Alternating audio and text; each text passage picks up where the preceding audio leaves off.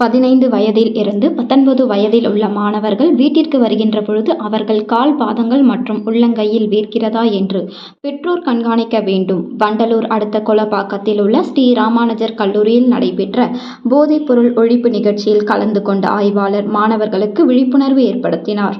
சென்னை வண்டலூர் அடுத்த கொலப்பாக்கத்தில் உள்ள ஸ்ரீ ராமானுஜர் பொறியியல் கல்லூரியில் போதைப்பொருள் ஒழிப்பு உறுதிமொழி ஏற்பு நிகழ்ச்சி தாம்பரம் மாநகர காவல்துறை சார்பில் நடைபெற்றது.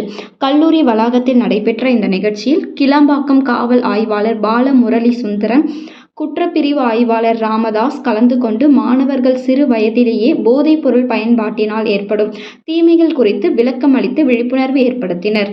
நிகழ்ச்சியில் கல்லூரி முதல்வர் தனபால், முதலாம் ஆண்டு துறை தலைவர் வெங்கடேஷ் மற்றும் மாணவர்கள் 100க்கும் மேற்பட்டோர் கலந்து கொண்டனர். அப்போது மாணவர்களிடம் பேசிய ஆய்வாளர் பாலமுரளி சுந்தரம், 15 வயதிலிருந்து 19 வயதில் உள்ள மாணவர்கள் வீட்டிற்கு வருகின்ற பொழுது அவர்கள் கால் பாதங்கள் மற்றும் உள்ளங்கையில் வேர்க்கிறதா என்று பெற்றோர் கண்காணிக்க வேண்டும். அப்படி வேர்த்தால் அவர்கள் போதைப் பொருளை பயன்படுத்தி வருகிறார்கள் என்பதை எளிதாக கண்டுபிடித்து விடலாம்.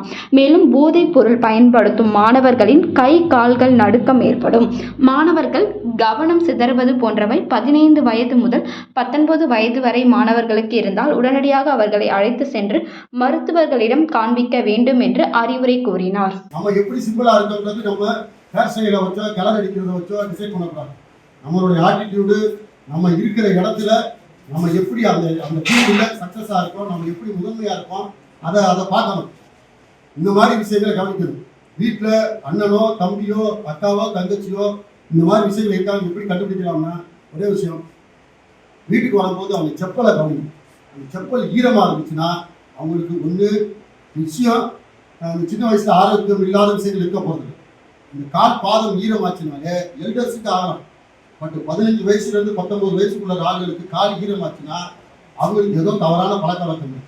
அதுக்கடுத்து அவர் சும்மா கையை பிடிச்சி பார்த்தீங்கன்னா, உள்ளங்கை பிடிச்சி பார்த்தீங்கன்னா உள்ளங்கை யாருக்கு ஈரமே ஆகாது.